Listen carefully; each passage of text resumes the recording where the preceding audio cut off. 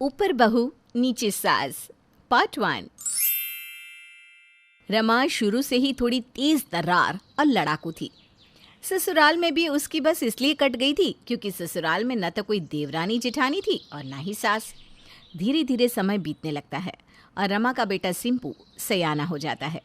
अब बेशक सबके सामने रमा अपने सीधे साधे होने की माला जपती हो, लेकिन सच्चाई तो वो भी अच्छे से जानती थी कि उसकी ज़ुबान कितनी तेज़ है।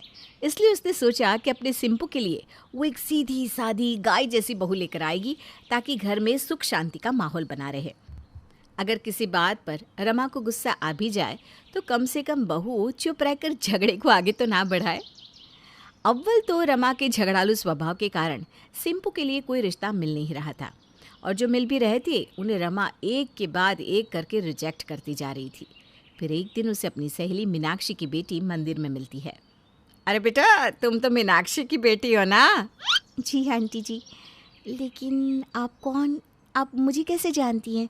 अरे बेटा, मैं रमा हूँ, तुम्हारी मम्मी की स्कूल फ्रेंड। वो हमारा चैट ग्रुप है ना, उस पर तुम्हारी फोटो देखी थी एक बार, बस उसी से पहचान लिया। रमा अपनी सहेली मीनाक्षी की बेटी साक्षी को देखकर बहुत खुश हो गई थी क्योंकि साक्षी आजकल की तेज तर्रार लड़कियों से बिल्कुल अलग दिखाई दे रही थी। बिना मेकअप का सुंदर चेहरा और सलीकेदार सलवार सूट में साक्षी रमा को तो एक नज़र में भा गई थी। लगता है मेरी तलाश पूरी हो गई है। बस ऐसे ही तो शान सौम्य और सीधी सी लड़की ढूंढ रही थी मैं।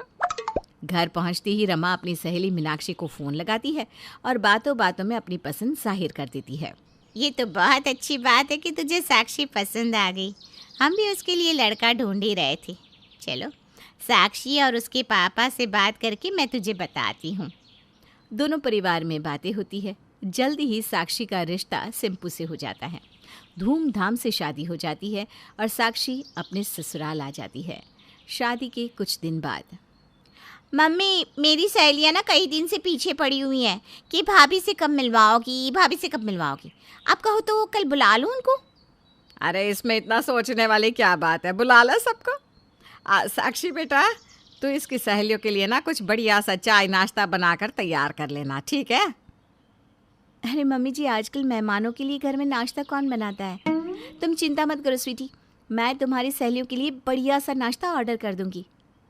वो सब आप देख लो भाभी, लेकिन आप ना एकदम बढ़िया से रेडी होकर सब तैयारी कर देना बस। अगले दिन शाम को स्वीटी की सहेलियां घर आती हैं। साक्षी सबको चाय नाश्ता देकर अपने कमरे में चली जाती है। स्वीटी, तुम्हारी भाभी का नाम साक्षी है ना? ये क्या विस्फोटक सामग्री ब्याह है तुम्हारे भैया के लिए? ये साक्षी ना मेरे साथ पीजी कॉलेज में थी। अरे बाबा, बहुत झगड़ालू किस्म की लड़की है। पूरे कॉलेज में कोई इससे बात नहीं करता था। मैंने तो यहाँ तक सुना है कि इसकी इन्हीं आदतों के कारण इसकी शादी भी नहीं हो पा रही थी। क्या बात कर रही है यार, मेरी भाभी वैसी बिल्कुल भी नहीं है। तुम्हें ना कोई गलत फहमी हुई है। स्वीटी, मैंने जो बताना था बता दिया, अब तू जाने, तेरा काम जाने। तो मान ना मान तेरी मर्जी है। नाश्ता करने के बाद स्वीटी की सहेलियाँ तो चली जाती है, लेकिन अब स्वीटी के दिमाग में खतरे की घंटी टना बजने लगती है। अरे मम्मी, ऐसी खबर लाई हूँ कि आप सुनकर दंग रह जाएंगी। क्या खबर ले आई है? साफ साफ बता बेटा। मम्मी, बस बहुत हो गया साक्षी भाभी का लाड दुलार। समय रहते बाजी आप अपने हाथ में ले लो, नहीं तो आपकी भैंस तो समझो गई पानी में। अरे नालायक, क्या बकवास किया जा रही है? ठीक से बताना क्या बात है। मम्मी, जिसे आप गाय समझकर ब्याह कर लाई है ना, वो तो भूखी शेरनी है, शेरनी। मैं सारी कहानी पता करके आई हूँ, आप ही सुनकर अपना सर पीट लोगी। साक्षी भाभी के गुस्सैल और झगड़ालू स्वभाव के कारण उनका रिश्ता नहीं हो रहा था, इसलिए उनकी मम्मी ने ज़ोर ज़बरदस्ती से उन्हें 16 सोमवार करने के लिए कहा था। पहले ही सोमवार को वो आपको रास्ते में दिखाई दे गई और आपने उन्हें पसंद कर लिया। हे भगवान, इसका मतलब मैं खुद अपने लिए मुसीबत लेकर आई हूँ। कोई बात नहीं बेटा, मैं कल से ही उसकी लगाम कसती हूँ, तू देखती जा। अगले दिन, बेटा साक्षी, बहुत हो गई मौज मस्ती, अब कल से तुम थोड़ा घर गृहस्थी पर ध्यान दो। भाई हम कुछ कह नहीं रहे तो देख तो रहे ना कि तुम बिल्कुल भी घर की तरफ देख नहीं रही हो।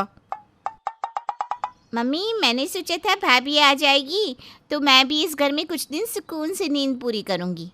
मैं तो थक गई हूँ सुबह 5 बजे उठकर पानी भरते भरते। ठीक है तो कह रही है बेचारी स्वीटी। साक्षी, अब कल से तुम सुबह 5 बजे उठकर पानी भरोगी। मैं 5 तो क्या 8 बजे भी उठ जाऊँ ना तो बहुत बड़ी बात है। मम्मी जी सुबह उठना ना मुझसे नहीं हो पाएगा। देखो तो जरा कैसे दांत दिखा रही है सास के सामने। अरे कैसे नहीं हो पाएगा, अब जिम्मेदारी से उठना तो पड़ेगा। मैंने कह दिया तो कह दिया बस। आप एक काम करो, घर में ना पानी की मोटर लगवा लो।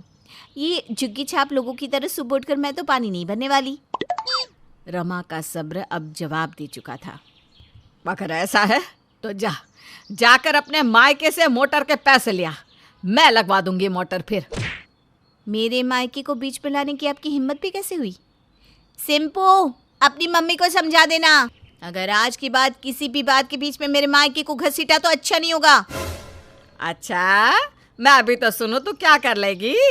अगर पानी चाहिए तो कल से सवेरे उठकर पानी तुम ही भरोगी, नहीं तो अपने नहाने धोने का इंतजाम खुद कर लेना। सास की बात सुनकर साक्षी पैर पटकती अपने कमरे में चली जाती है। सिंपू, अब आपकी शादी हो गई है, मम्मी की सिंपू ही बन के रहोगे या पत्नी के लिए संपूर्ण सिंह भी बनकर दिखाओगे? क्या मतलब है तुम्हारा? नाम तो मेरा संपूर्ण ही है। अरे मम्मी के बेबी बॉय, पति की तरह पत्नी के हक में आवाज उठाना कब सीखोगे तुम? तुम्हारे सामने तुम्हारी मम्मी ने मुझे इतनी बातें सुना दी और तुम चुपचाप तमाशा देखते रहे। देखो साक्षी, मुझे तो तुम इन सब विवादों से दूर ही रखो। तुम सास बहू के झगड़े में मैं अपना दिमाग खराब नहीं करना चाहता। साक्षी को गोलमोल जवाब देकर सिंपू वहां से खिसक गया था। लेकिन ये कोई आखिरी लड़ाई नहीं थी, जंग तो अभी शुरू होना बाकी था। रमा को लगा था कि उसकी धमकी से साक्षी डर जाएगी और सुबह 5 बजे उठकर पानी भरेगी, लेकिन इसके उलट साक्षी तो 8 बजे तक मज़े से सोती रही। स्वीटी, देख रही है तो इसकी बदतमीजी, जानबूझकर ये 8 बजे उठ रही है। ठीक है, जैसे ही ये नहाने के लिए बाथरूम में जाएगी तू ऊपर से टैंक की सप्लाई बंद कर देना। देखती हूँ कैसे नहाती है आज। स्वीटी बिल्कुल वैसा ही करती है।